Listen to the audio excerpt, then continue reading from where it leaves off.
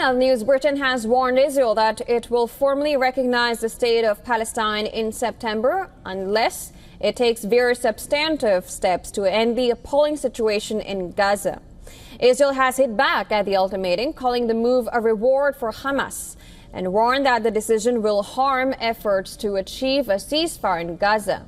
Starmer's move, which follows a similar commitment by France, would make the two European allies the first G7 nations to recognize a Palestinian state. The potentially landmark move, part of Starmer's plan for a lasting peace, came after the British leader recalled his cabinet from recess for urgent talks on the worsening situation in the besieged territory. And this includes allowing the UN to restart the supply of aid and making clear that there will be no annexations in the West Bank. Meanwhile, our message to the terrorists of Hamas is unchanged and unequivocal. They must immediately release all of the hostages, sign up to a ceasefire, disarm, and accept that they will play no part in the government of Gaza. The Israeli foreign minister reacted to the move, saying the shift in the British government's position constitutes a reward for Hamas and harms efforts to achieve a ceasefire in Gaza and a framework for the release of hostages. Israeli Prime Minister Benjamin Netanyahu also claimed that Starmer has rewarded Hamas for monstrous terrorism and punished its victims. Netanyahu warned that a jihadist state on Israel's border today will threaten Britain tomorrow. However, the U.S. administration has made clear it has no intention of joining others in recognizing Palestinian statehood anytime soon. Reacting to Starmer's announcement, the U.S. State Department said it is not in the business of telling people not to speak their mind.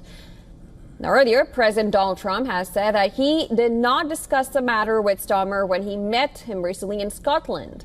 But Trump said recognizing a Palestinian state would reward Hamas. Well, you could make the case that you're rewarding people, that, you're rewarding Hamas if you do that. And I don't think they should be rewarded. So I'm not in that camp, to be honest. We'll let you know where we are in, but I am not in that camp. Mr. President, because if you do that, you really are rewarding Hamas. And I'm not about to do that. Meanwhile, a new U.S. poll suggests that the support of Israel's military action in Gaza has declined substantially among Americans.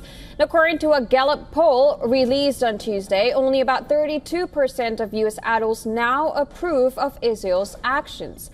The poll also found that about half of American adults now have an unfavorable view of Prime Minister Benjamin Netanyahu, the most negative rating he has ever received. The Republican Party on Capitol Hill is also split on the support. One of President Trump's top allies in Congress, Marjorie Taylor Greene, has gone so far as to call the situation in Gaza a genocide. She also publicly slammed one of her Republican colleagues for saying Gazans should starve away until the hostages held by Hamas are released.